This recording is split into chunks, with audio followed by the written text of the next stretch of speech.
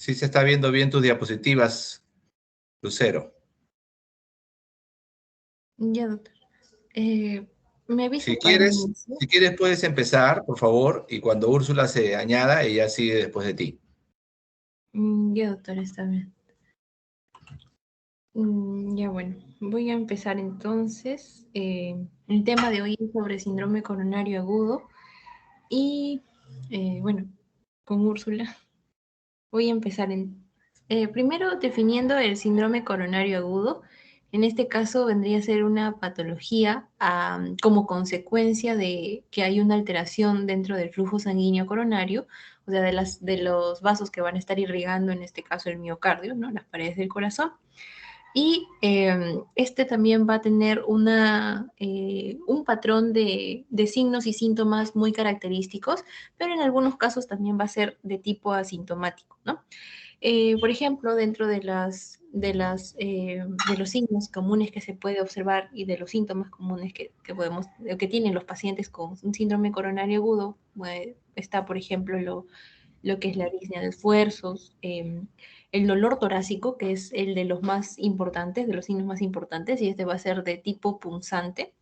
También vamos a tener epigastralgias, algunos síntomas también que van a estar mayormente enfocados en el miembro superior izquierdo, sobre todo, ¿no? Entonces, esto vamos a ver después. Ya vamos a ver más de cerca los signos y síntomas, solamente de manera eh, general lo estaba diciendo. Entonces, ya para no dilatar mucho, acá vamos a ver un poco más de algunas otras definiciones para tenerlo en cuenta. Primero la UA, o en este caso también se puede llamar como angina inestable, en inglés por eso está UA, que viene a ser la angina en reposo mayor a 20 minutos, que tiene, bueno, que es a causa de esfuerzos leves o incluso también angina en reposo, como se dice, o también a causa de una angina que ya hubo anteriormente y que ha venido aumentando tanto en su duración como en su frecuencia. Luego tenemos el de tipo ST, esta es la clasificación, vamos a ver acá algunas siglas que de repente nos pueden confundir. El STNE, que vendría a ser el segmento ST no elevado, que es muy parecido en cuanto a la clínica a una angina en reposo, o mejor dicho, a una angina inestable.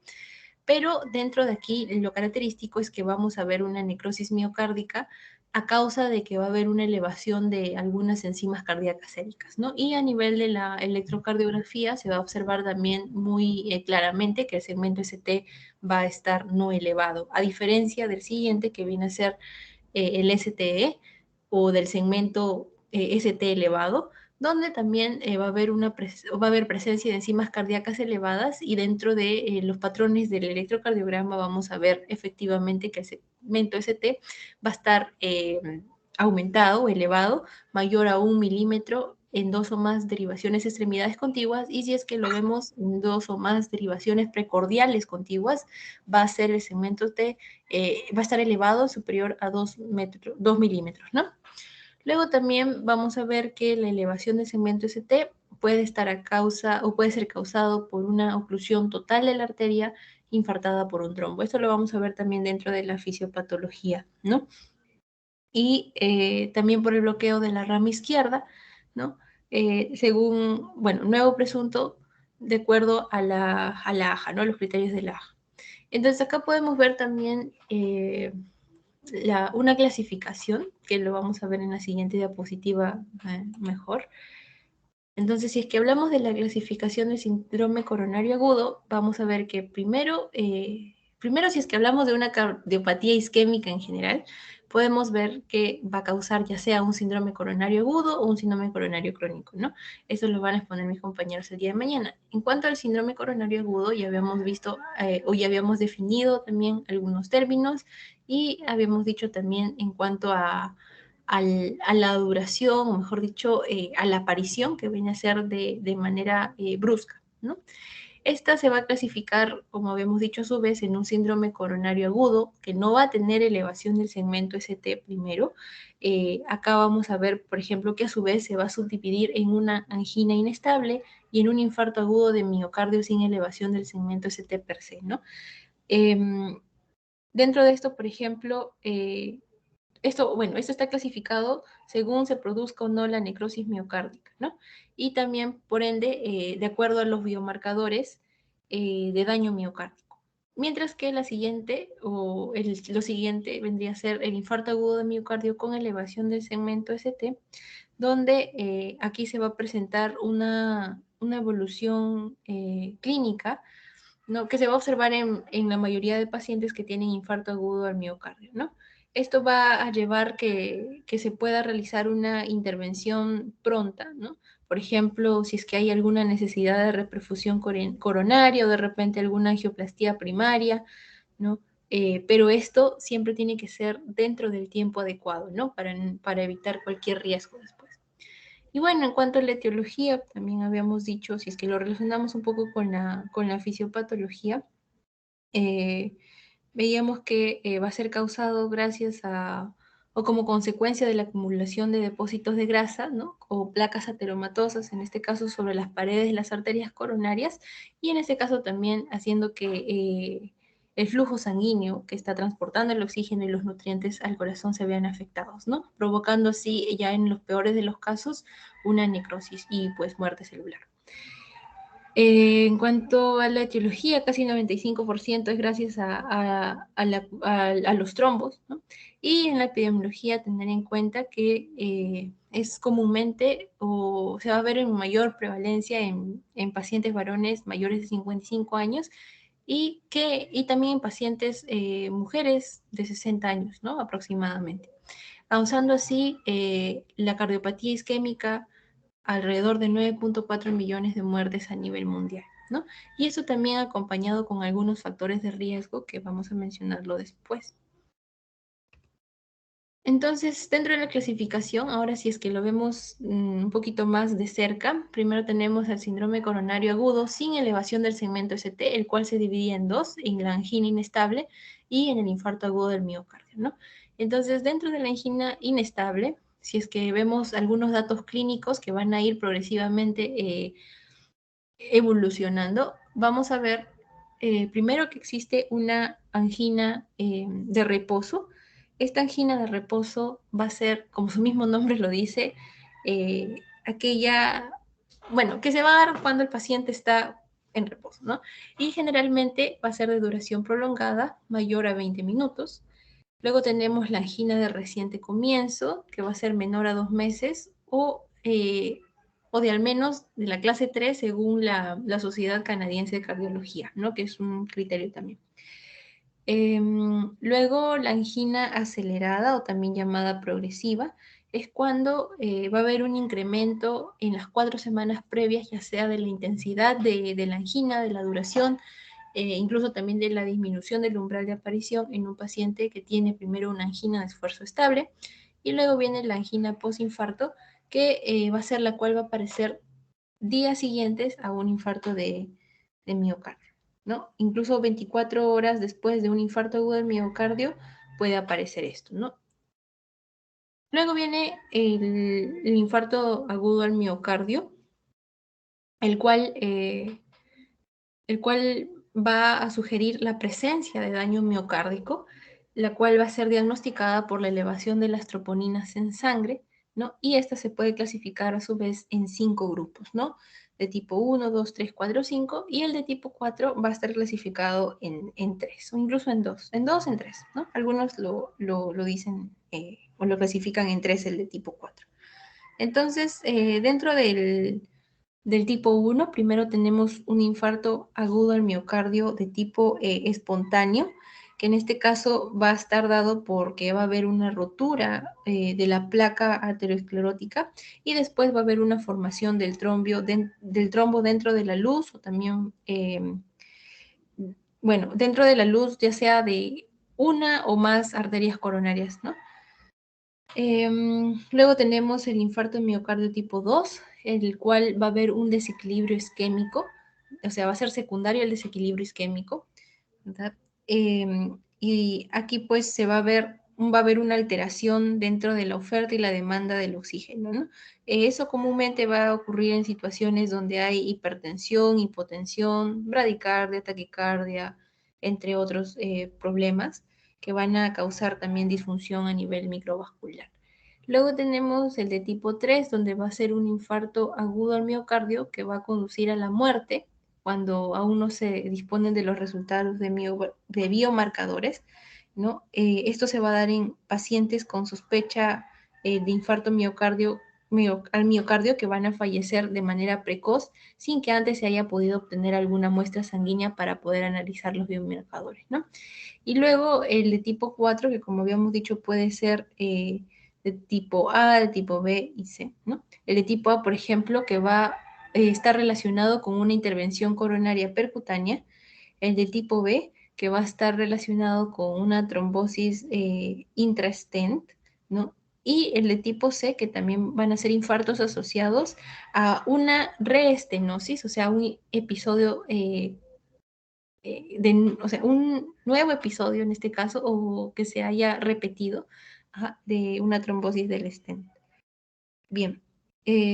Luego viene también el infarto de tipo 5, que viene a ser el infarto agudo de miocardio relacionado con una derivación cortocoronaria con un injerto. Eso quiere decir que va a estar relacionado después de una cirugía de revascularización coronaria, ¿no? Bien. Y luego tenemos un poco de la fisiopatología. Habíamos dicho que una de las causas iba a ser el desequilibrio entre la oferta y la demanda del oxígeno del miocardio y del suministro de las arterias coronarias, ¿no? Entonces, acá podemos observar, por ejemplo, que hay un conjunto de características, en este caso, si es que hay una isquemia miocárdica aguda secundaria a un proceso aterosclerótico, y si es que lo definimos así, vendría a ser gracias a una acumulación focal de lípidos, ya sea a nivel intra o extracelular, y la formación de algunas células que van a producir reacción inflamatoria. Entonces, estas placas van a endurecerse, ¿no? Y van a estar acá taponando la pared arterial, ¿no? Entonces, cuando hay una rotura, ya sea de tipo total o de tipo parcial, vamos a ver que la sangre va a ir coagulándose y esto va a ir taponando pues las arterias, ¿no? Como se puede ver acá. Entonces, esto es lo que va a causar pues que el corazón no se irrigue de manera adecuada, las paredes del corazón no se irriguen de manera adecuada, que no haya suficiente oxígeno, que esté proveyendo de nutrientes a las células miocárdicas y por ende también una necrosis y muerte celular, ¿no? Acá, por ejemplo, podemos ver que en el síndrome coronario agudo sin elevación del segmento ST va a haber una oclusión parcial, ya sea en la angina inestable, ¿no? Lo cual va a producir isquemia, como se ve aquí, y también la rotura, ¿no? También isquemia y necrosis dentro del infarto agudo del miocardio sin elevación del segmento ST. Por otro lado, cuando hay una oclusión total, lo cual va a ser característico de un infarto agudo de miocardio que va a tener elevación del segmento ST, acá sí se va a ver que el trombo va a ocluir toda la arteria, ¿no? Produciendo así isquemia, necrosis y muerte, ¿no? Y bueno, ya para finalizar y darle el paso a mi compañera Úrsula, hablar un poco de las manifestaciones clínicas. Habíamos dicho que lo más predominante dentro del síndrome coronario agudo viene a ser el dolor torácico, ¿no? El cual va a tener un inicio brusco, de un momento a otro estás en reposo y te llega como que un dolor punzante, ¿no?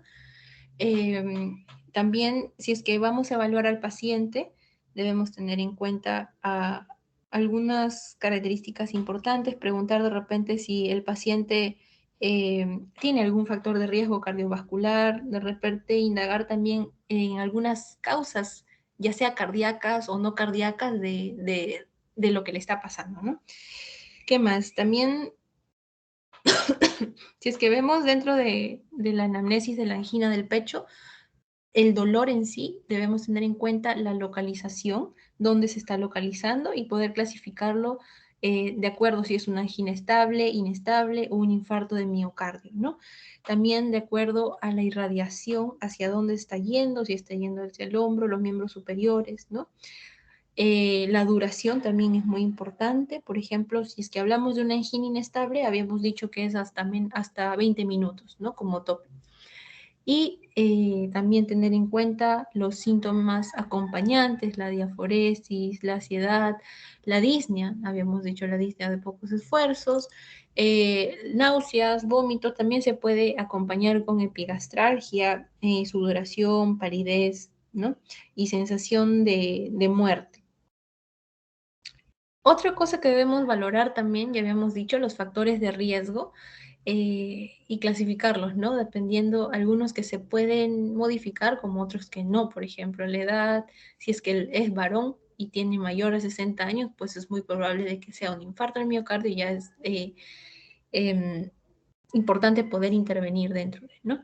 Y también algunos modificables durante toda su vida, ¿no? El sedentarismo, algunos estilos de vida no saludables, ¿no? Obesidad, de repente si tiene también enfermedades o comorbilidades que predisponen a enfermedad cardíaca en este caso. Y algunos también suelen clasificarlo según la clasificación de Killip como una no insuficiencia cardíaca, la que es de tipo 1, donde el paciente no va a tener ni signos ni síntomas de insuficiencia cardíaca. Luego tenemos la de tipo 2, donde va a haber una insuficiencia cardíaca leve y va el paciente a tener algunos estertores o crepitantes húmedos. También se va a presentar el tercer ruido cardíaco en aumento, ¿no? Por la presión venosa yugular. El Killip de tipo 3, donde va a haber un edema agudo de pulmón. Y el de tipo 4, donde va a haber ya el shock cardiogénico, ¿no? Va a haber hipotensión y también eh, van a haber signos de vasoconstricción periférica, ¿no? Se va a observar el paciente en cianosis, ¿no? Y también va a haber edema pulmonar aquí. Bueno, eso sería en cuanto a la parte que tenía que hablar yo. Gracias. Muy bien, Lucero, excelente. Úrsula, ¿vas a desarrollar lo que sigue? Sí, doctor. Ya, perfecto. Seguimos contigo entonces.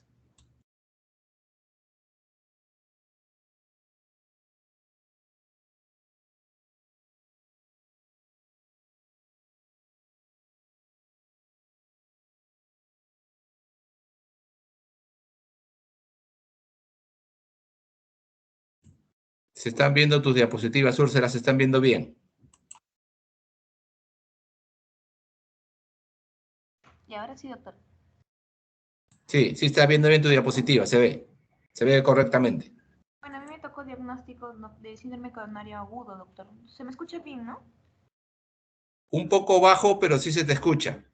Es el audio de mi laptop, doctor. Voy a Sí, tratar de no te hablar. preocupes. Pero sí se Ya, te escucha, digo. Un poco bajo, pero sí se te escucha. está bien, doctor. Bueno, en el diagnóstico del síndrome, el síntoma predominante es el dolor torácico, como mencionó mi compañera, ¿no? Y bueno, se considera un dolor torácico típico cuando se describe un dolor retroesternal y de tipo opresivo, que se irradia al miembro superior izquierdo, o incluso también se puede irradiar a ambos miembros superiores, ¿no? Al cuello y a la mandíbula, ¿no? Como también lo manifestó. Este puede ser también intermitente, ¿no? Tiene varios minutos de duración o también persistente. Y también es común que otros síntomas estén relacionados, ¿no? Como la sudoración, las náuseas, la epigastralgia, la disnea e incluso síncope. Y así como la relación con los esfuerzos, y también hay una mejoría en reposo, ¿no? Al menos y esto es más agudo, porque ya en la fase crónica, ya mañana van a, ¿no?, profundizar mis compañeros, ¿no? O también cuando es fuera del contexto del IMSS, que es el infarto agudo al miocardio con elevación del ST. Y también hay un alivio sintomático con el uso de nitratos. Sí se ve claro. Bueno, eh, por el contrario, también hay características atípicas, ¿no? Que serían la epigastralgia aislada, también síntomas de mala absorción, de mala digestión, disnea aislada o fatiga, y todo pues es más común en adultos mayores, mujeres e incluso pacientes afectados con diabetes mellitus, que justo traje un caso clínico relacionado, ¿no?, con el síndrome coronario agudo con diabetes mellitus, y también enfermedad renal crónica o demencia. La prevalencia de la enfermedad, ¿no?, se consideró una muestra poblacional que se consultó por dolor torácico, ¿no?, en un servicio de urgencias, y se estimó que el porcentaje de cada diagnóstico son aproximadamente los siguientes. Ahí el tren. Ya, voy a seguir hablando, ¿sí? El IAMSES, que es el infarto agudo del miocardio, con elevación del ST, es entre un 5 a un 10%, ¿no?, del dolor torácico en urgencias, por consulta de dolor torácico. El IAMSES, que vendría a ser el infarto agudo del miocardio sin elevación del segmento ST, entre un 15 a un 20%. La angina inestable, un 10%. Otras patologías cardíacas, un 15%, y causas no cardíacas, un 50%. Bueno, estos datos, ¿no?, demuestra la importancia de abordar dicha sintomatología, ¿no?, con una visión amplia y también orientar un adecuado diagnóstico, porque también puede coexistir con otras patologías, como lo mencioné al inicio, incluso presentarse también con un cuadro clínico similar y poner en peligro la vida del paciente, ¿no? Por ejemplo, una disección aórtica, neumotórax a tensión o un tromboembolismo pulmonar.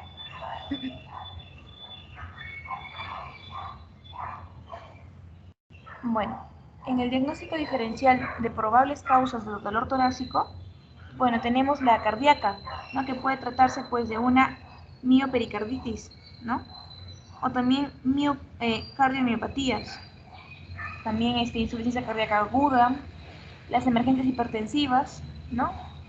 Vimos un caso la vez pasada de encefalopatía hipertensiva, estenosis aórtica, Takotsubo, espasmo coronario, traumatismo cardíaco. También puede tener una causa pulmonar, un tromboembolismo de dolor torácico, ¿no?, un tromboembolismo, como mencioné, también un neumotórax a tensión, una pleuritis o incluso una bronquitis o una neumonía. Vascular tenemos la disección aórtica, el aneurisma aórtico sintomático y también el ictus. Una causa gastrointestinal puede ser una esofagitis, un reflujo o espasmo también, ¿no?, que puede causar un dolor torácico. Pancreatitis, una colecistitis. En traumatológica, pues alteraciones musculoesqueléticas, el trauma torácico, el daño muscular, la costocondritis y una patología espinal también podría relacionarse. En otras podría ser una anemia, herpes zóster, enfermedades infiltrativas e incluso esfuerzo físico extremo. Ahora vamos con la exploración física. Esta exploración física va a ser indispensable en la valoración inicial del síndrome coronario agudo, siendo de gran utilidad para el diagnóstico diferencial, ¿no?, de otras causas de dolor torácico.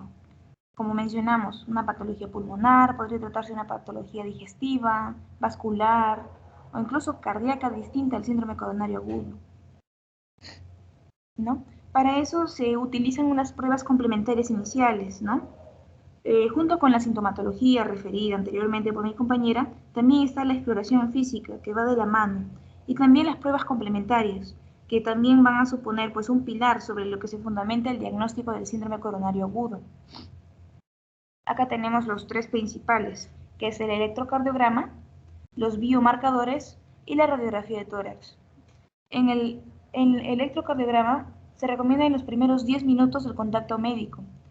Acá las alteraciones más características nos va a hacer pensar pues la existencia de isquemia, el descenso o ascenso transitorio del segmento ST, ¿no? De ahí sus siglas, IAMSES, que es infarto agudo del miocardio con elevación del ST, o IAMSES con la S, infarto agudo del miocardio sin elevación del ST. O incluso también hay cambios sobre la onda T1. Si dicha prueba, ¿no?, el EKG, resulta normal o no concluyente, y los signos y síntomas del paciente nos hacen pensar de una isquemia miocárdica aguda, también se puede plantear una realización de derivaciones adicionales, ¿no? la B7, B9 o la B3, ¿no? Derecho y B4, derecho. En aquellos pacientes pues, que se presenta el ascenso persistente del segmento ST, se procederá, como ya se indicó, ¿no? A una reperfusión coronaria, ¿no? Y no se continúa con o no es necesario, ¿no? Continuar con el algoritmo diagnóstico. Por último, en electrocardiograma, los pacientes portadores de marcapasos o con alteraciones basales de su electrocardiograma o un bloqueo de rama izquierda o sea derecha, también pueden ser valorados mediante algoritmos específicos y de acuerdo con una evidencia científica disponible hasta el momento, ¿no? Siendo importante o crucial la sospecha de isquemia miocárdica mantenida para decidir la actitud terapéutica a seguir. Ahora vamos con los biomarcadores. Acá los biomarcadores pues van a complementar lo antes mencionado y se debe solicitar en todos los pacientes en los que se sospeche de la existencia de escasez, que es síndrome coronario agudo sin elevación del segmento ST. En aquellos con electrocardiograma sugestivo de IAM-CEST, que es infarto agudo de miocardio, con elevación del ST, la valoración de los biomarcadores no debe conllevar un retraso en la toma de decisiones terapéuticas, ¿no? Y esta utilidad del mismo, pues, ayuda en un posible diagnóstico diferencial en caso de no presentar alteraciones coronarias, o incluso para establecer valores pronósticos, ¿no? Post-infarto agudo de miocardio.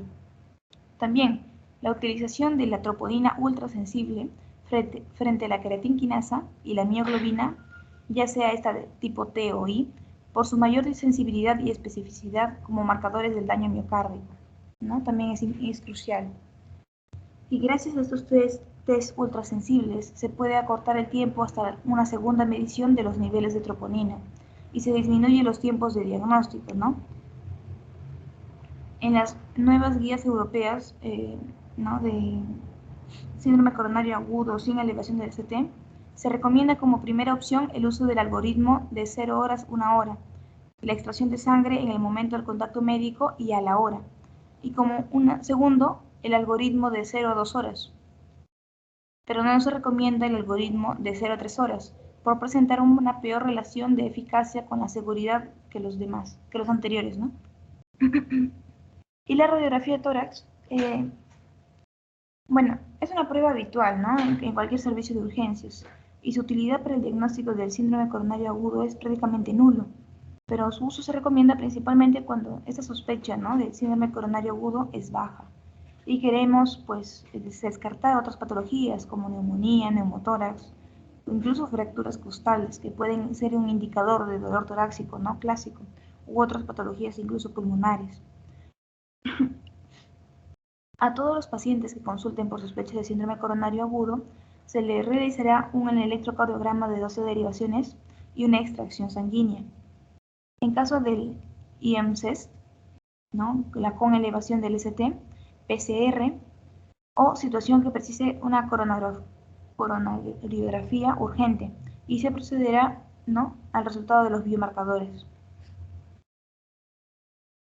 Bueno, también cabe recalcar que pese al resultado normal de las pruebas e incluso decidiéndose el manejo ambulatorio del paciente, la decisión de continuar el estudio con pruebas más invasivas como una coronariografía o menos invasivas como un test de inducción de isquemia o un TAC coronario, también va a depender de la sospecha diagnóstica, ¿no? y la probabilidad de pretest de la enfermedad coronaria que establezcamos. Guías de práctica clínica.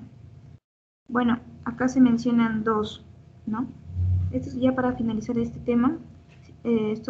Acá menciono dos tablas, ¿no? de las guías de práctica clínica de escasez, que, bueno, síndrome coronario agudo sin elevación del segmento ST, que son publicados en el año 2020 por la Sociedad Europea de Cardiología. Acá tenemos, bueno, recomendaciones diagnósticas iniciales, ¿no? La recomendación, se recomienda basal el diagnóstico inicial, ¿no? Y se recomienda también estratificar el riesgo a corto plazo en una combinación de una historia clínica, síntomas, signos vitales y otros hallazgos, electrocardiograma y resultados de laboratorio que incluye troponina ultrasensible. Esta es de clase 1.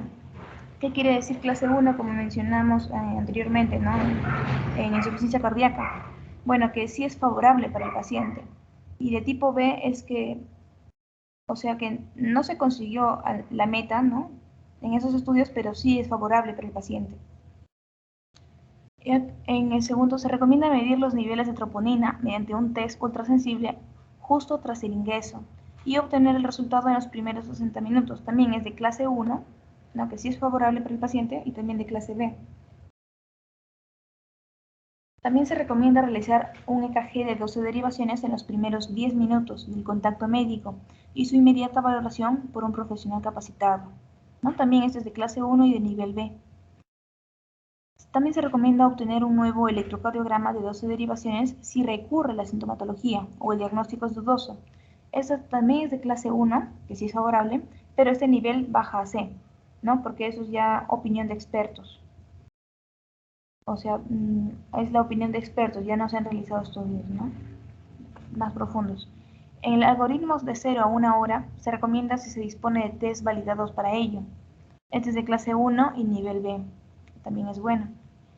El realizar un nuevo test a las 3 horas, si las dos primeras muestras de 0 a 1 hora son no concluyentes y la clínica sugiere un síndrome coronario agudo, también es de clase 1 y nivel B. Como alternativa al algoritmo de 0 a 1 hora, se recomienda el algoritmo de 0 a 2 horas si está disponible. Sí, clase 1 y nivel B. Otra recomendación es que las derivaciones adicionales que mencionamos se recomienda en electrocardiograma de 12 derivaciones no concluyentes y también en clínica sugestiva de síndrome coronario agudo. Esta es clase 1, nivel C, no recomendado por expertos.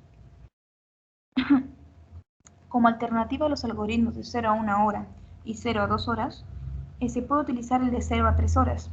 Esta recomendación es de clase 2 de tipo A, que es, bueno, el de 2A es favorable para el que el paciente lo reciba, ¿no? En cambio, ya cuando si fuese 2B, es que no es claro si el tratamiento va a favorecer al paciente. Y el nivel es B, lo que cual no se llegó pues a lo esperado, pero sí es favorable para el paciente. Y pues la última recomendación es que no se recomienda para el diagnóstico inicial, ¿no?, la medida rutinaria de otros biomarcadores distintos a la troponina ultrasensible. Este es de clase 3 ya, que es desfavorable para el paciente, ¿no? ¿Por qué? Porque tiene más riesgos que un efecto benéfico. Y el nivel B, que no se consiguió pues la meta esperada, ¿no? Y bueno, la segunda tabla son recomendaciones de imagen, monitorización diagnóstica en el escasez. En pacientes con el PCR o incluso inestabilidad hemodinámica de probable origen cardíaco, se recomienda la realización de un EKG de 12 derivaciones, ¿no? Esa recomendación es de clase 1, que sí es favorable, y de nivel C, opinión de expertos. En pacientes en recurrencia sintomática, la troponina y el EKG normal, en los que se continúa con sospecha del síndrome coronario agudo, se recomienda la realización del test de estrés no invasivo, ¿no? O el TAC, tomografía axial computarizada de coronarias, previo a la coronariografía. Eso también es de clase 1 y es nivel B. La ecocardiografía se recomienda para valorar la función global y segmentaria del ventrículo izquierdo, así como para ayudar en el diagnóstico diferencial. Esto es ya opinión de expertos, ¿no? También es favorable para el paciente. La TAC de coronarias, ¿no?, se recomienda como alternativa a la coronariografía en caso de sospecha baja o intermedia de enfermedad coronaria. Y el electrocardiograma con troponinas normales o son no concluyentes. Este es de clase 1 y nivel A. El nivel A es que pues se sustenta ya en grandes estudios, ¿no?, aleatorizados o también multicéntricos. Se recomienda monitorización continua del ritmo cardíaco hasta el diagnóstico o exclusión del síndrome coronario agudo establecido, así como el ingreso en unidad monitorizada en caso del infarto agudo de miocardio sin elevación del segmento ST. Este es de clase 1 y eso es por nivel C, de esa recomendación, ¿no?, recomendado por expertos.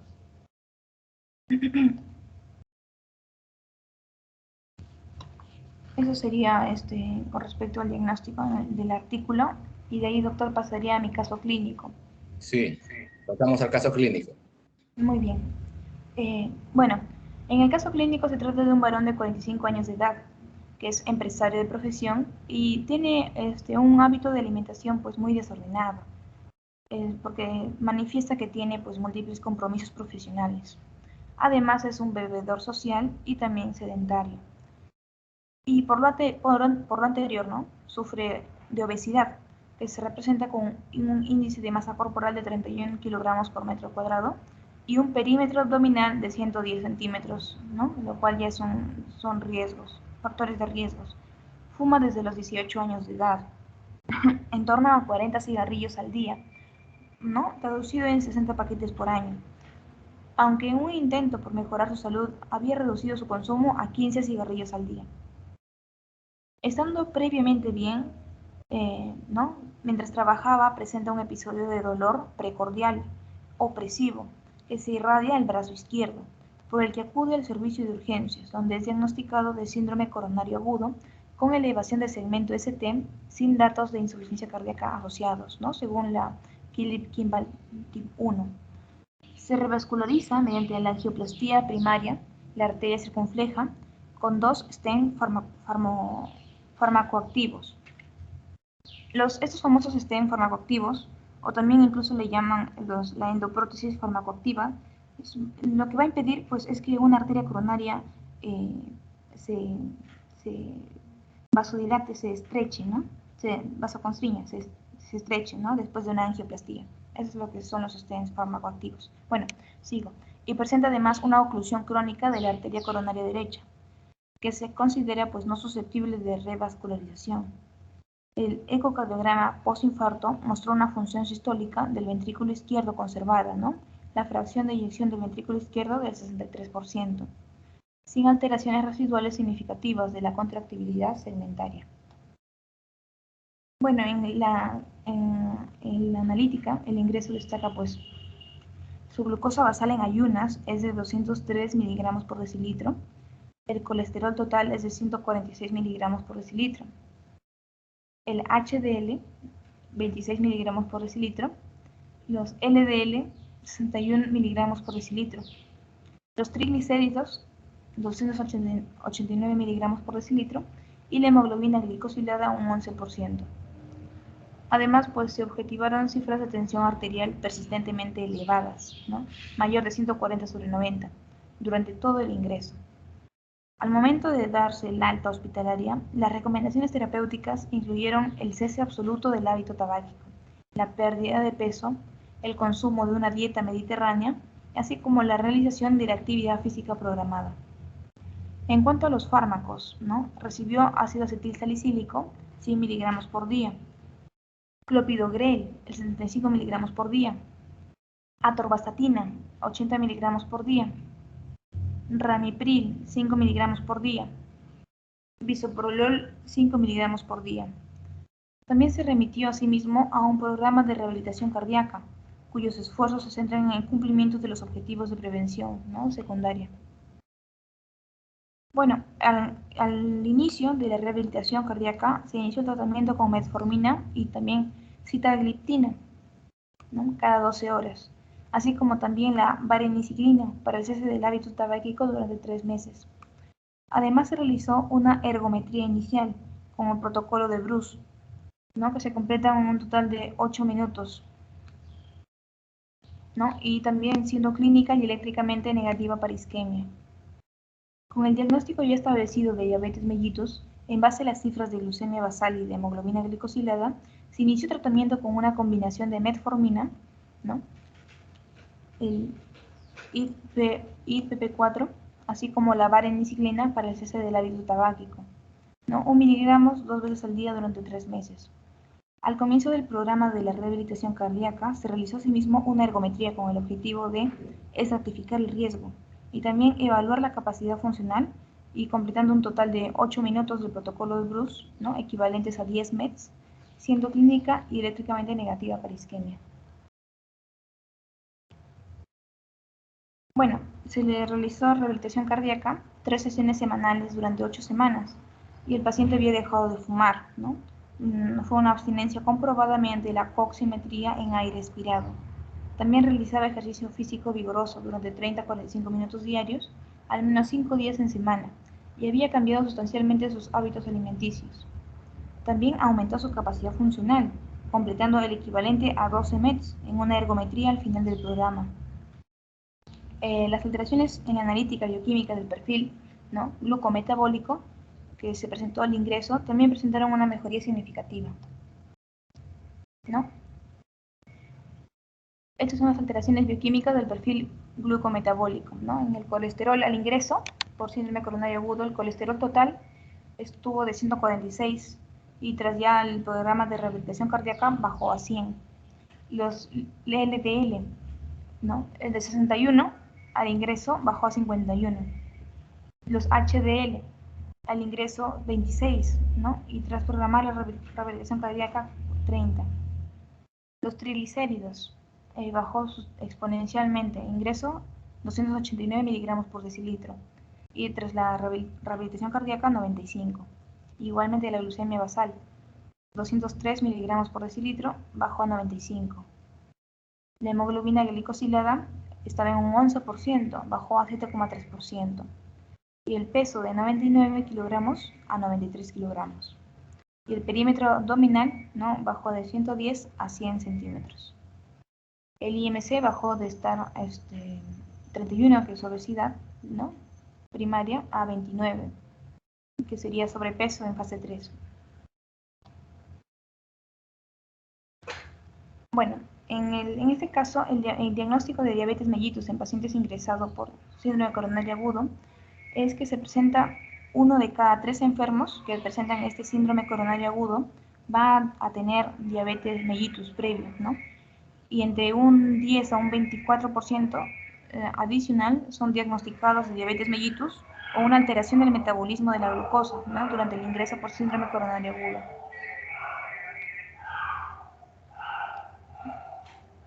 El esfuerzo para el diagnóstico, ¿no?, del metabolismo de la glucosa debe iniciarse desde el momento del ingreso hospitalario.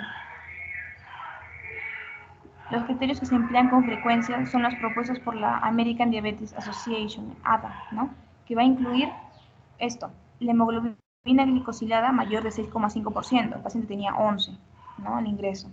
Glucemia en ayunas, en mayor de 126 miligramos por decilitro o en 7 milimoles por litro.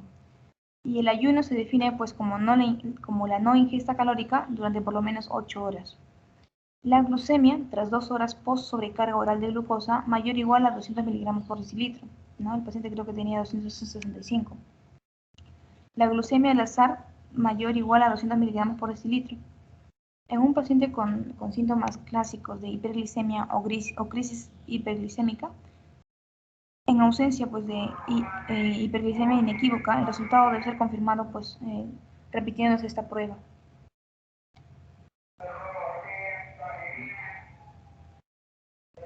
Bueno, en este caso se presenta pues el diagnóstico de diabetes resultó inequívoco, ¿no?, con las pruebas realizadas durante el ingreso. La hemoglobina glicosilada un 11%, la glucemia basal 203 miligramos por decilitro. Aunque son pruebas diagnósticas con alta especificidad, ¿no?, su especificidad es baja, pudiendo existir un importante número de falsos negativos en el diagnóstico. Es por ello por lo que la prueba de la sobrecarga oral de glucosa, ¿no?, tiene una mayor... Un ratito, Úrsula, ¿me escuchas?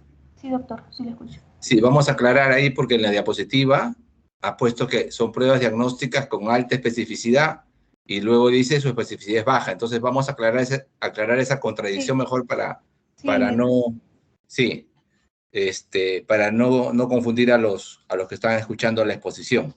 Miren, hay 2 criterios básicos cuando uno establece la utilidad de una prueba. Uno se llama sensibilidad y otro se llama especificidad.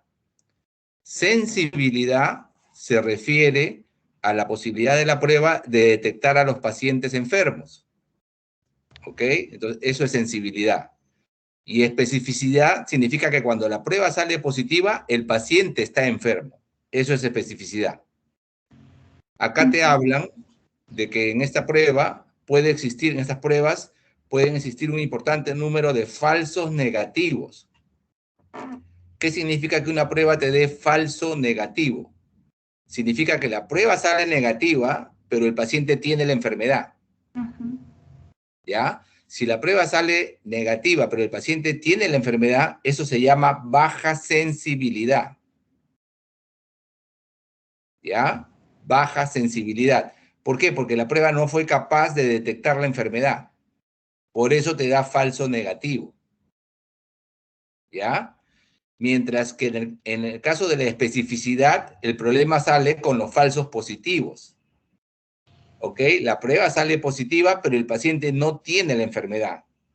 Entonces, si una prueba te sale positiva, pero el paciente no tiene la enfermedad, significa que su especificidad es baja. ¿Ya? Es de baja especificidad. En este caso, dado que el párrafo dice, puede existir un importante número de falsos negativos, hay que corregirlo. Entonces, aquí tienes que poner que tienen alta especificidad, pero baja sensibilidad. Su sensibilidad es baja. Eso hay que corregir. ¿Ya? Por eso tienen un importante número de falsos negativos. ¿Ok? Falsos negativos significa que la prueba es negativa, pero el paciente tiene la enfermedad. Eso significa, exacto, la sensibilidad. Hay que corregir eso. Para no confundir a los que están escuchando la disertación. ¿Ya? Simplemente hay que saber eso de sensibilidad y especificidad. Muy bien. Claro, especificidad sería con los falsos positivos, ¿cierto? Claro, especificidad tiene que ver con los falsos positivos. Porque si la prueba es positiva, ¿no es cierto? Y tiene una baja especificidad, pudiera haber un falso positivo. O sea, sale positiva la prueba, pero el paciente no tiene el problema, no tiene la enfermedad. Pero si tiene alta especificidad, una alta especificidad significa que si la prueba es positiva, el paciente tiene la enfermedad. Esa es alta especificidad, ¿ya? Falsos positivos. Y sensibilidad tiene que ver con los falsos negativos. Porque si una prueba te sale negativa, ¿no es cierto? Y tiene una alta sensibilidad, significa que el paciente no tiene nada, pues. Si tiene alta sensibilidad y te sale negativa la prueba, no hay problema. Pero si tiene una baja sensibilidad, puede tener un alto número, un importante número de falsos negativos. La prueba te sale negativa, pero el paciente está enfermo. Entonces la prueba no es capaz de detectar la enfermedad. Eso se llama baja sensibilidad, falsos negativos, ¿ya? Acuérdense. Estoy bien, doctor. Ok. Sí, no, incluso acá también se menciona, por ello la prueba de sobrecarga oral de glucosa, la cual es de mayor sensibilidad, es considerada en los algoritmos, ¿no?, de ADA.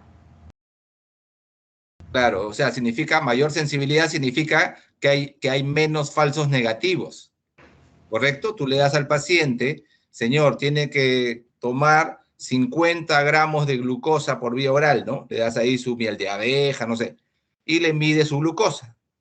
Entonces, esa prueba tiene una mejor sensibilidad, significa que va a disminuir el número de falsos negativos en relación a la primera.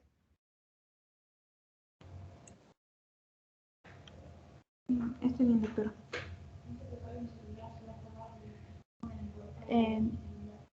Bueno, tampoco no debemos olvidar, ¿no?, que los pacientes con una enfermedad coronaria presentan un mayor riesgo de presentar diabetes oculta, por lo que se debería, pues, realizar un despistaje más exhaustivo de la diabetes mellitus, ¿no?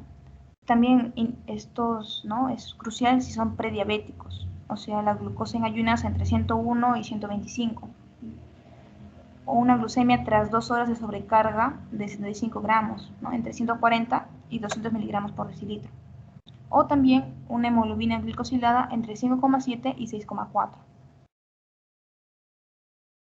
Pero incluso con algunos estudios recientes, se debería plantear la realización de una sobrecarga oral de glucosa, ¿no?, en caso de cifras normales de glucemia y de hemoglobina glicosilada en pacientes con síndrome coronario agudo. Tratamiento de la diabetes mellitus de novo en pacientes con síndrome coronario agudo.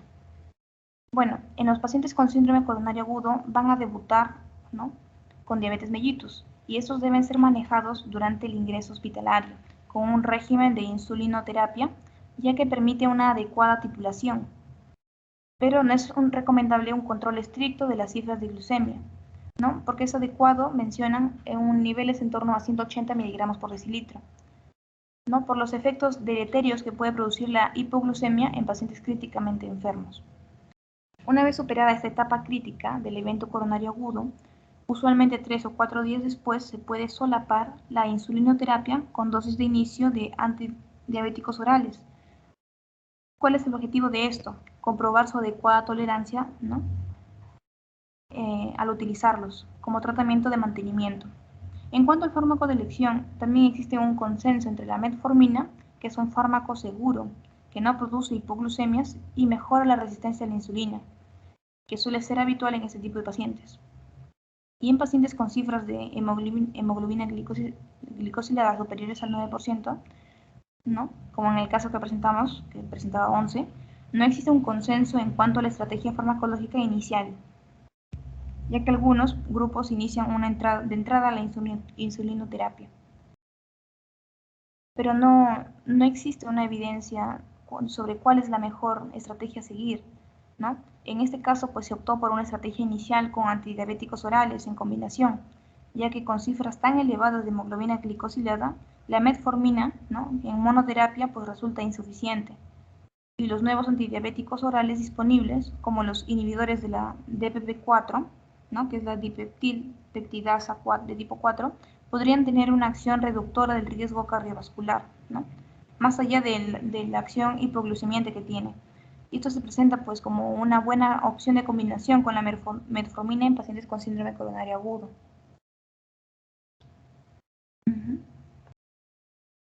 Eso sería todo, doctor. Muy bien.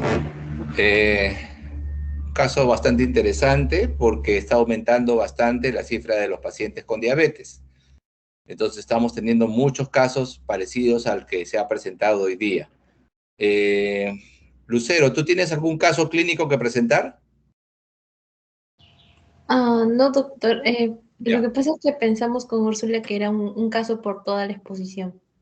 Ya.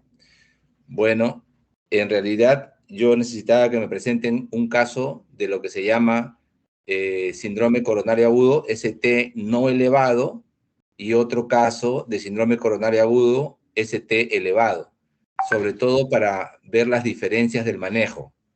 Ya que no lo hemos tenido así, quisiera que me digan cuál es la diferencia de manejo, puede ser respondido por Lucero o Úrsula esta pregunta. ¿Cuál es la diferencia del manejo entre los pacientes que tienen Zika-ST elevado versus los que tienen Zika-ST no elevado? ¿Cuál es la diferencia del manejo del tratamiento? ¿Cuál sería la diferencia de la aproximación terapéutica?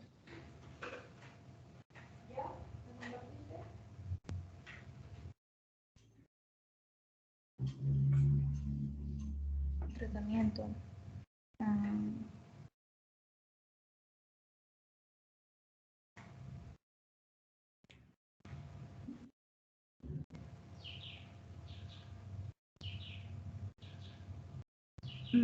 A ver, vamos en orden, ¿ya? Para que fijemos los conceptos. ¿Cómo tratamos a un paciente con Zika-ST elevado? ¿Qué es lo que tenemos que tratar en un paciente con Zika-ST elevado? ¿Cuál es la fisiopatología ahí? En el Zika-ST elevado. ¿Qué pasó? ¿Por qué el paciente tiene esa enfermedad? ¿Qué pasó ahí? Isquemia, doctor. Tendría también dolor torácico. Ya, ok, la clínica es de dolor torácico, perfecto. ¿Y cuál es la fisiopatología subyacente? ¿Por qué tiene ese dolor torácico? ¿A qué se debe? La isquemia, correcto. ¿Pero por qué se produjo la isquemia? En el Zika-ST elevado, ¿ah? Por si acaso, Zika-ST elevado.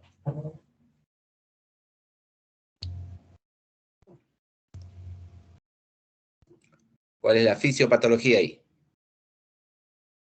Miren, en el Zika-ST elevado, la fisiopatología es de una obstrucción total de la arteria coronaria producto de un evento agudo, una trombosis, ante un evento de placa, O sea, una placa ha tenido un evento. La placa se ha fisurado, se ha roto, se ha despulido, lo que fuere, y se ha producido, ¿no es cierto?, la formación del trombo oclusor. La característica fundamental es que en el caso del Zika-ST elevado, es obstrucción total. Es una oclusión al 100% de la luz del vaso. Si esa es la fisiopatología, ¿cuál sería el tratamiento? Podría ser, doctor, el ácido acetilsalicílico. Ya, pero el ácido acetilsalicílico va a conseguir la aspirina, el ácido acetilsalicílico, que es lo mismo, ¿va a conseguir que ese trombo se destruya? No, sería una terapia combinada, doctor. Ya, bueno, puedes combinar, puedes dar aspirina más algo, pero fundamentalmente, ¿qué es lo que tenemos que dar? A ver, ¿qué es lo que tenemos que, fundamentalmente, cuál es nuestro objetivo? ¿Cuál sería nuestro objetivo de tratamiento ahí?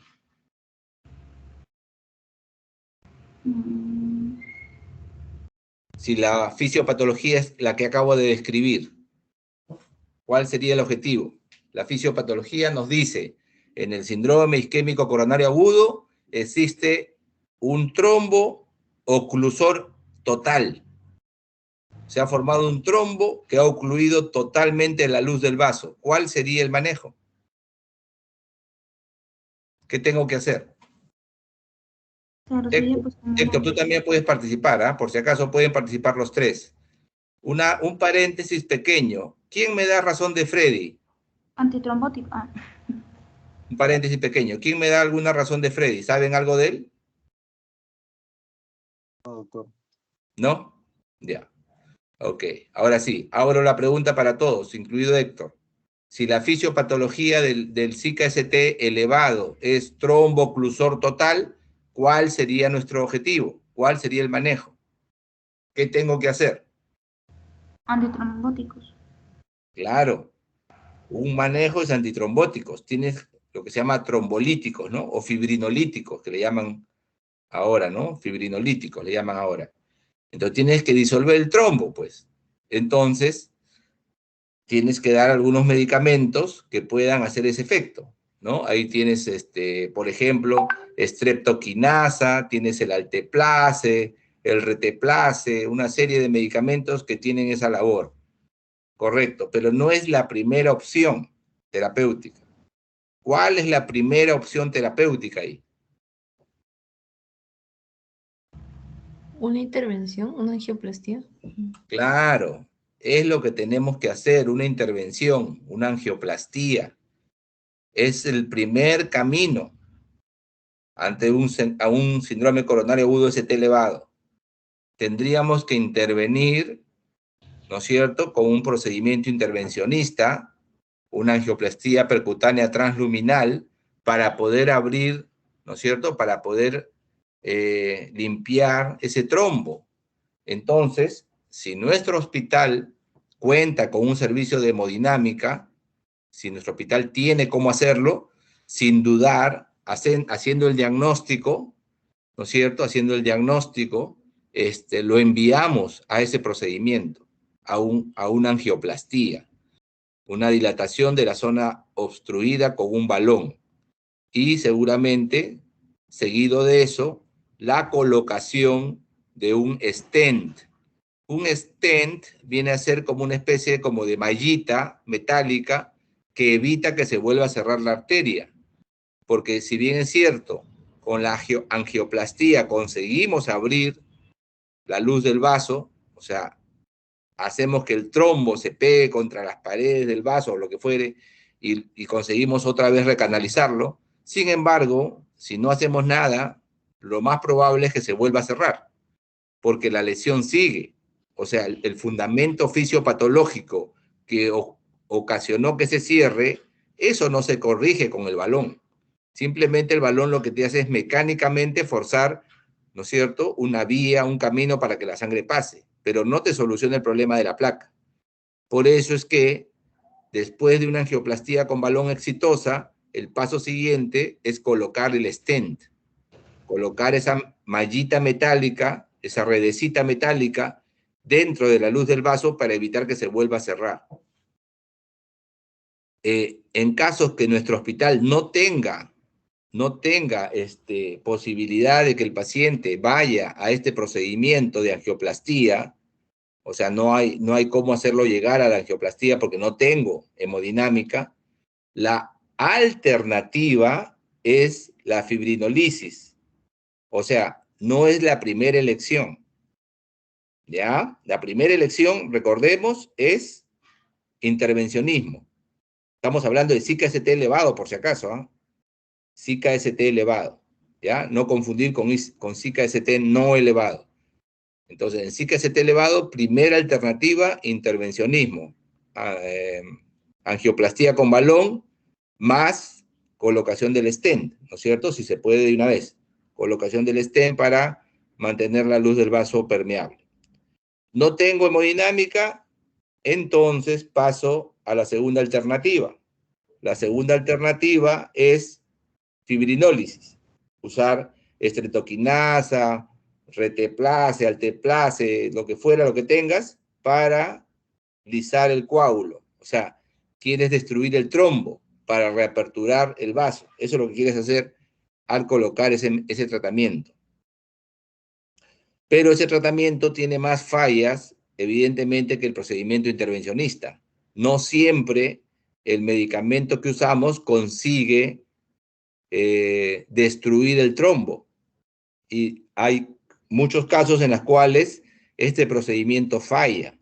Se calcula que falla aproximadamente en el 50% de los casos.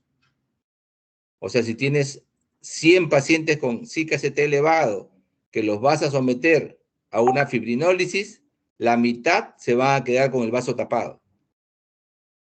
No en todos puedes conseguir que el medicamento aperture, ¿no? Disuelve ese trombo.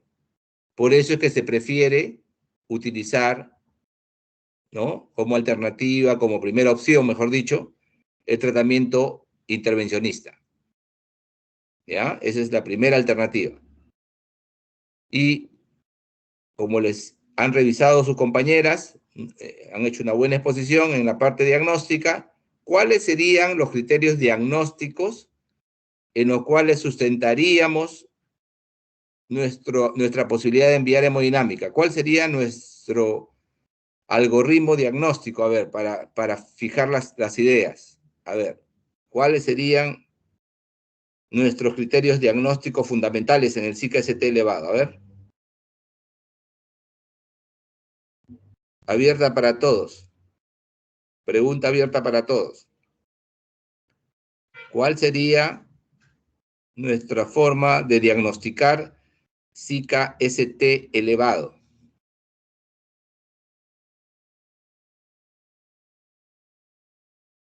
Había un cuadrito. Con biomarcadores, doctor. Correcto. Correcto, biomarcadores, correcto. Biomarcadores, importantísimo. Biomarcadores, importantísimo. ¿Qué más? Electrocardiograma y radiografía de tórax. Ya, EKG, está muy bien. Radiografía de tórax no es indispensable realmente para el diagnóstico. Ya, EKG sí. ¿Qué más? Y no olvidar la clínica, pues, ¿no? La clínica también es muy importante, ¿no? El cuadro clínico, ¿no? Y el examen físico. El examen físico a veces no ayuda mucho, la verdad, pero bueno, cuadro clínico, ¿no? El cuadro clínico fundamentalmente caracterizado por la presencia de la angina de pecho, ¿no? La angina de pecho es el cuadro, digamos, que es más llamativo, ¿no? En un SICA-ST elevado. Entonces, como ven, el diagnóstico se sustenta en una especie de trípode, ¿no? En un banquito de 3 patitas. Primera pata, la clínica, ¿no? El paciente acude porque le duele el pecho, clínica de SICA-ST elevado. Segunda patita, ¿no? El EKG. Y el EKG no solamente te sirve para el diagnóstico, sino te sirve para estratificar al paciente en qué grupo lo vas a colocar para el manejo. O sea, vas a ponerlo en el grupo del ST elevado o en el grupo del ST no elevado. ¿Ya? Y tercera patita fundamental, biomarcadores, ¿no? Los biomarcadores actualmente, el rol es fundamental porque todos los consensos de las grandes escuelas de cardiología colocan a los biomarcadores como indispensables para el diagnóstico de infarto. Troponina, sobre todo, la troponina ultrasensible, por encima de la creatinfosfoquinasa o la mioglobina, ¿no? Entonces, es un acuerdo ya, o sea, es un acuerdo en la cual todo paciente que ingresa a una emergencia con dolor torácico, ¿no? Sospechoso de un Zika, tienes que pedirle biomarcador. O sea, es indispensable, ¿ya? Entonces, 3 patitas, no olvidar nunca. Y el manejo va a depender hacia dónde se dirija el grupo del paciente que ustedes se encuentren, ¿ya? ¿Quién me dice cuál es el concepto, cuánto tiempo, perdón, media entre el que ingresa el paciente por la puerta de tu emergencia hasta que le estamos tomando el EKG? ¿Cuánto tiempo tiene que pasar? Como máximo. 60 minutos, doctor. No, 60 minutos es demasiado. Significa que tu emergencia no está trabajando bien. 15, no sé. Eso estaba en la tabla que me han presentado, ¿ah? O sea, ustedes han tenido que revisar las tablas que me presentan. Ah, La sí, tabla, 10 minutos. 10 minutos, doctor. así es. La tabla dice 10 minutos. ¿Ya? 10 minutos. Entonces, si te pasas de 10 minutos, te pueden hacer un juicio por mala práctica. ¿Ya? Tu misión como médico es seguir las guías y la guía dice, como indicación de clase 1, que el paciente con sospecha de Zika tiene que tener un electrocardiograma a los 10 minutos de haber ingresado a la emergencia. Dentro de los 10 minutos. Dentro, no a los 10 minutos, sino dentro de los 10 minutos. ¿Ok? Y ponte que el electrocardiograma muestre un ST elevado. ¿Alguien sabe cuál es el concepto de tiempo puerta aguja? ¿Quién sabe qué cosa es tiempo puerta aguja?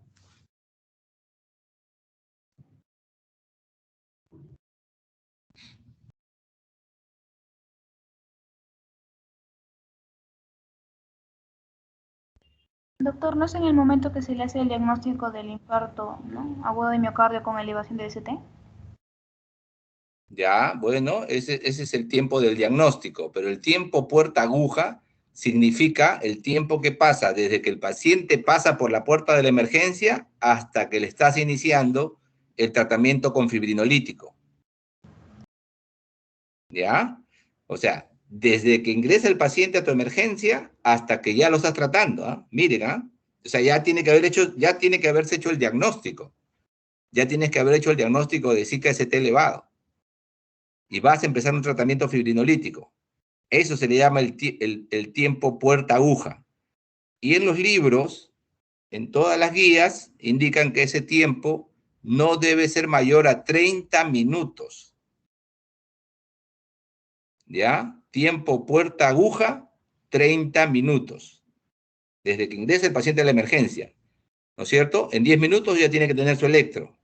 Y ya tienes que haberlo muestreado, evidentemente, ¿no? Tomado la muestra para el dosaje de biomarcador. Pero ese va a demorar. El dosaje de biomarcador demora más de 30 minutos. Entonces te guías en la clínica y en el EKG para hacer el tratamiento. Porque en 30 minutos ya tienes que estar decidiendo si le pones el fibrinolítico. Y hay otro concepto de tratamiento que se llama tiempo puerta balón.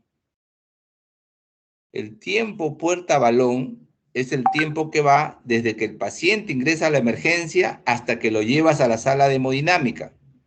Como les dije al principio de mi complemento a su exposición, la primera forma de tratamiento es angioplastía. O sea, si tu hospital tiene el laboratorio de hemodinámica, no le pones fibrinolítico, pues lo llevas de frente a hemodinámica. ¿Ya? Si no tienes, pues el hemodinamista, si no tienes hemodinámica, pues tienes que seguir el concepto de puerta aguja. Pero si tienes hemodinámica, ya te vas al concepto puerta balón. El tiempo puerta balón es 90 minutos. O sea, en 90 minutos, hora y media, el paciente desde que ingresó a la puerta de emergencia ya tiene que estar empezándose el procedimiento en el laboratorio de hemodinámica. O sea, ya tienes que haber dado el diagnóstico al equipo de hemodinámica, ya tienen que haber venido de sus casas, ya tienen que haber prendido la máquina, ya tienen que tener los catéteres, ya tienen que tener todo listo. Es una cosa, pero espectacular cuando uno ve en acción estos equipos. ¿Ya? Se activan de manera, ya están ya entrenados para hacerlo así. Saben que tienen 90 minutos para empezar a intervenir. Eso se llama tiempo puerta-balón. ¿Ya? Un ratito nada más. ¿Aló? ¿Aló? Tío, buenos días, estoy en una clase, yo te llamo. Sí. Ya. Entonces, puerta aguja, puerta balón, y puede haber una opción en la cual tu centro médico no tenga hemodinámica,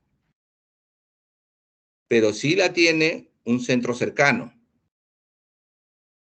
¿Ya? O sea, tú no tienes hemodinámica, pero la tiene, digamos, estás, por ejemplo, en el hospital de San Juan del Lurigancho y tú no tienes ahí hemodinamista, pero sabes que el hospital Loaiza la tiene. Ya. Sin embargo, en el hospital de San Juan del Lurigancho tienes tú, por ejemplo, un fibrinolítico. Entonces, ¿cuándo decides usar el fibrinolítico y cuándo decides transferir al paciente? Ya hemos dicho que la primera opción es hemodinámica. Lo transfieres si el tiempo que va desde que lo ingresaste al paciente hasta que va a pasar al laboratorio de hemodinámica del hospital de referencia no es mayor a 120 minutos, 2 horas.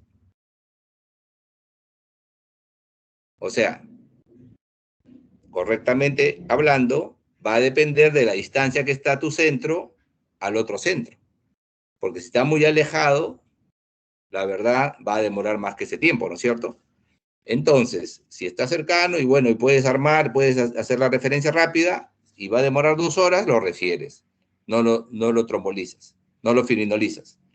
Pero si va a demorar más de 120 minutos, preferible que le coloques el firinolítico tú, si lo tienes en tu centro. ¿Ya? O sea, tú le colocas el firinolítico de todas maneras en tu centro y luego que le colocas ya lo mandas, pues, ¿no? Para que le hagan el procedimiento a posterior. ¿Ok? Pero ya le pusiste el firinolítico. ¿Ya? ¿Ok? Entonces, ¿cuáles son los tiempos que tenemos que recordar? ¿Qué cosa significa 10 minutos? A ver, ¿quién me dice? 10 minutos, ¿qué significa? ¿Qué tiempo es 10 minutos? Del electrocardiograma, doctor. El electrocardiograma, 10 minutos como tiempo máximo. ¿Quién me dice que representa 30 minutos? Tiempo puerta aguja. Correcto. ¿Qué es el tiempo puerta aguja? Es el tiempo que demora el paciente de entrar a la emergencia al momento que le administran el tratamiento fibrinolítico. Correcto. Ese es el tiempo puerta aguja. ¿Quién me dice que representa 90 minutos? Tiempo puerta balón. Tiempo puerta balón. Ya. ¿Y qué significa tiempo puerta balón?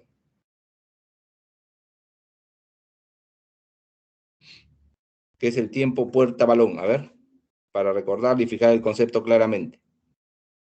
El momento, doctor, en el que entra a la emergencia el paciente y se le insufla el primer balón, ¿no? Durante una angioplastía.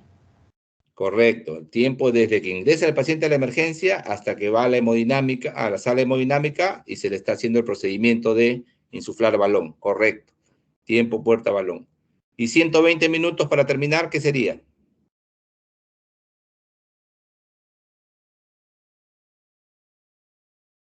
¿Qué es los 120 minutos?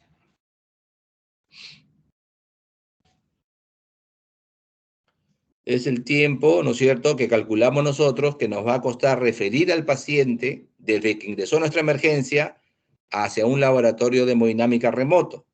No tenemos hemodinámica en nuestro hospital, pero sí tenemos hemodinámica en un centro relativamente cercano. Si va a demorar menos de 2 horas el paciente en llegar a la hemodinámica, ¿no es cierto?, en la referencia me refiero, pues lo referimos sin trombolizarlos, no lo fibrinolizamos, lo referimos tal cual nos llegó. Pero si va a demorar más de 2 horas y nosotros tenemos en nuestro centro el fibrinolítico, preferible lo fibrinolizamos nosotros. ¿Ya? Le hacemos el procedimiento nosotros de fibrinólisis. Y después ya, en un segundo tiempo, lo referimos. ¿Me entienden? O sea, esos son los pasos que hay que seguir para el manejo del Zika-ST elevado. En algunos casos, no siempre la fibrinólisis, como les he explicado, va a tener resultado positivo. No siempre la fibrinólisis va a abrir la arteria enferma. ¿Cómo podemos saber que la fibrinólisis fue efectiva o no? O sea, le empezamos a los 30 minutos, ¿no es cierto? Puerta aguja, empezamos el tratamiento con fibrinólisis y utilizamos el más conocido, ¿no? El que se usa en mayor cantidad, que se llama Actilice, ¿no? El Actilice es un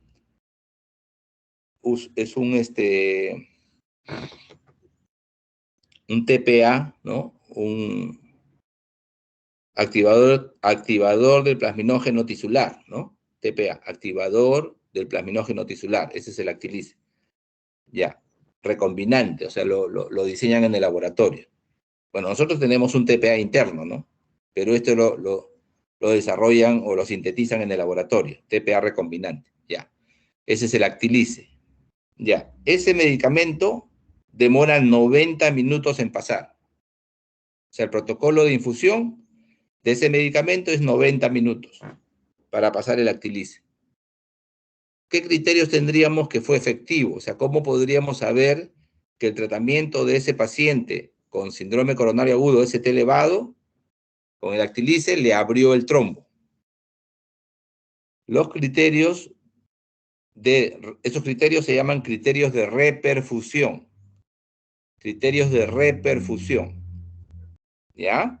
¿Cuáles son esos criterios de que el medicamento tuvo el éxito que queríamos? Ya hemos dicho que no siempre se abre, ¿no? El porcentaje no es tan alto. Creo que llega a 60% en algunas series como máximo, 60, 66%. Sigue siendo bajo, ¿no? 1/3 se queda sin abrir. Bueno, los criterios de reperfusión son que el dolor que llevó al paciente a la emergencia le disminuya, o sea, que caiga el dolor anginoso, que la elevación del segmento ST disminuya por lo menos en un 50% en relación al EKG de ingreso. O sea, si el EKG en el cual empezamos la fibrinólisis tenía, por ejemplo, 4 milímetros de elevación del segmento ST, pues tiene que bajar a 2 como meta, ¿no? Para decir que hay un criterio de que se abrió la arteria. O sea, la caída de la elevación del segmento ST. Tercer criterio, la aparición de lo que se llaman arritmias de reperfusión. Cuando un paciente tiene una obstrucción total de una arteria coronaria, se producen cambios en la membrana celular de las células que estaban irrigadas por ese vaso. Y si tú abres ese vaso y la sangre ingresa otra vez, esa sangre que viene con oxígeno genera también daño en la célula. O sea, la reperfusión no es que es totalmente inocua. La reperfusión también daña a las células a las cuales estamos reperfundiendo. ¿Por qué? Porque se liberan radicales libres, se liberan aniones superóxido, una serie de cambios en la membrana celular que las pueden dañar. Y ese daño genera arritmias, ¿ya? Y eso se llaman arritmias de reperfusión. La más frecuente, cuando la fibrinólisis es efectiva, es la presencia de lo que se llama un ritmo idioventricular acelerado. RIVA, ritmo idioventricular acelerado, es la más frecuente. Puede presentarse cualquier otra, por si acaso. Puede haber taquicardia ventricular, fibrilación ventricular, fibrilación auricular, lo que sea. Pero la más frecuente es el ritmo idioventricular. Ese es el tercer criterio de reperfusión. Cuarto criterio de reperfusión, pico precoz enzimático. Esos biomarcadores que hemos estado hablando para el diagnóstico tienen una curva. Se van elevando y luego van bajando y van bajando. La fibrinólisis hace que esa curva se pegue más hacia la izquierda. O sea, el pico que se va a alcanzar dosando esos biomarcadores, haciendo esa curva, va a ser un pico, digamos, precoz, ¿no? O sea, se va a iniciar en pocas horas, ¿no? En pocas horas. ¿Quién sabe aproximadamente cuándo es el pico de la troponina normalmente? ¿Cuándo es la troponina, la curva de la troponina, cuándo hace su pico?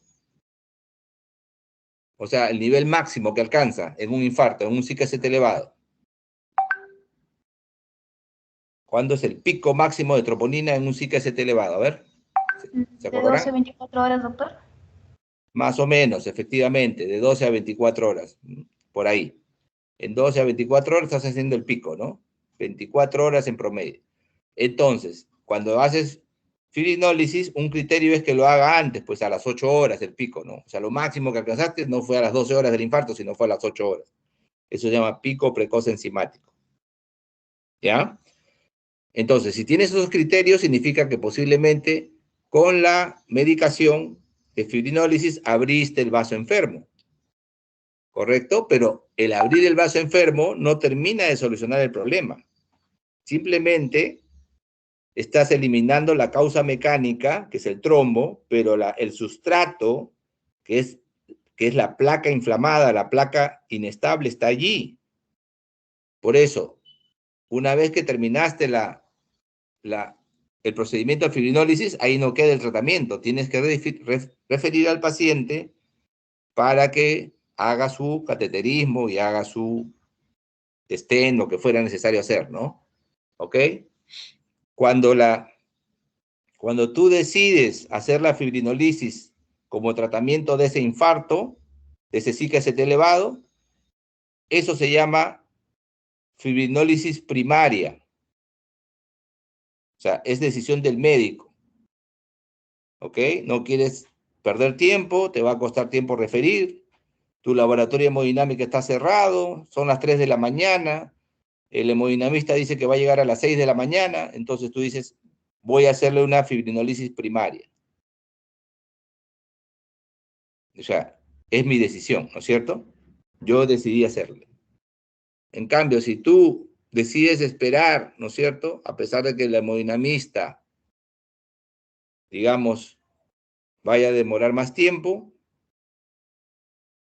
o sea, son las 3 y va a llegar a las 6, decides de todas maneras diferir tu trombolisis hasta que llegue el hemodinamista, eso se llama angioplastía primaria.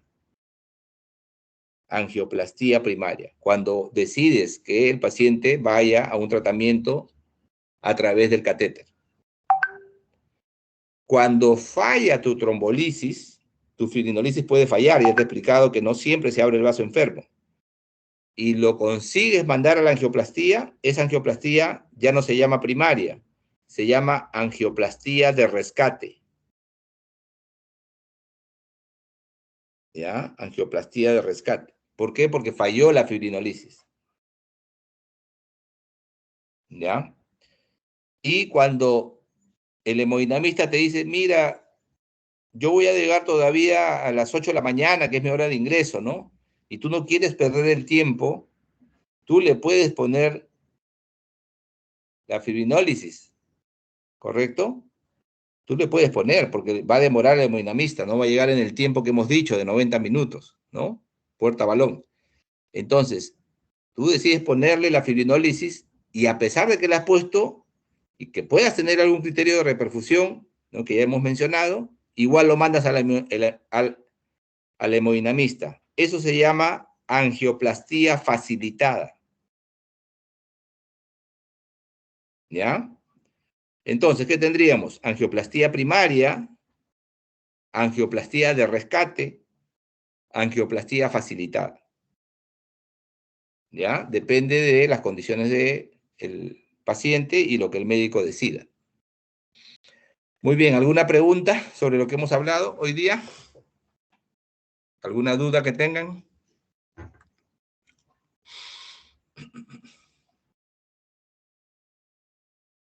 Ya. Entonces, mañana nos toca Enfermedad coronaria crónica. Sí, doctor. Freddy, ¿vas a estar mañana? Doctor, buenos días. Sí, doctor. Sí, voy a estar Ya. presente. Ya, ok, porque hoy día casi has faltado a toda la práctica. Has llegado bien tarde. Sí, doctor, lo que pasa es que, bueno, estuve temprano disponible, pero como cambiaron el horario, no pude adecuarme ya al horario nuevo. Ya. Por eso es un poco tarde. Por eso es importante tratar de no cambiar los horarios, pues. Por eso les digo, hay que tratar de mantener los horarios salvo causa de fuerza mayor. En este caso fue más que todo porque había un problema con la exposición, porque no había luz. Ya, pero bueno, la clase está grabada. ¿Ok? Mañana tienen teoría programada. Ya saben de su delegada si hay alguna teoría mañana. Todavía no se confirma, doctor, pero... Lo programan voy a- siempre en la mañana, doctor. O sea, Ya. en la noche lo programa el doctor y lo hacen generalmente en la mañana. Ya, ok. Se podría Si hacer hay una teoría, escuche después. pues, si hay teoría programada, pasamos para la noche mañana. Porque mañana no puedo yo. Si no hay teoría, empezamos a las 7. Repito, si no hay teoría mañana, empezamos la exposición de Héctor y de Freddy a las 7 de la mañana. ¿Ya? Si hay teoría, no puedo hacer la continuación, tendría que ser en la noche. ¿Ok? ¿A qué hora sugeriría, doctor? En la noche. En la noche podría ser pues a partir de las 6. Ustedes me pueden decir la hora que están libres. No sé si tienen otros cursos, ¿no? Puede ser a las 7, puede ser a las 8. A la hora que ustedes puedan hacerlo o puedan ligarse. Se ponen de acuerdo. Está bien, ¿Ya? doctor. Listo. Segunda pregunta. ¿Cuándo termina esta rotación? En el sílabus mencionan que está el 4 de enero. 4 de enero. Ya, entonces esta semana les tengo que hacer una teoría. Ya, la voy a programar para el viernes. Voy a coordinar con la delegada general. Para el viernes la voy a programar. ¿Ya? Y me deben un examen. Me deben el examen de lo que revisamos la semana pasada. Hipertensión, valvulopatía. Sí, ese examen me deben, de hipertensión y valvulopatía. Lo vamos a dar mañana. Tengo que prepararlo. Mañana lo vamos a dar el examen. ¿Ya? Entonces, después de la exposición de Héctor y de Freddy, nos quedamos un rato más para tomar esa prueba de lo que hemos hecho la semana pasada. Hipertensión y valvulopatía. Listo, ese es el plan de la semana. El día Doctor. miércoles, sí, a ver, dígame. Doctor, sobre el caso clínico de mañana que tengo que presentar con Freddy, ¿podría repetirlo, por favor, doctor? El caso clínico que se presenta mañana es paciente con enfermedad coronaria crónica. O sea, tiene que ser un paciente que no esté en Zika. ¿Ok? Que no sea un paciente con síndrome isquémico coronario agudo. Un paciente con enfermedad coronaria crónica. Este es el caso que me tienen que presentar mañana. Voy a ¿Solo un aceptar... caso? Sí, voy a aceptar eso porque las doctoras me han presentado un solo caso, pues. No es justo que ustedes presenten dos. Presenten entre los dos un caso.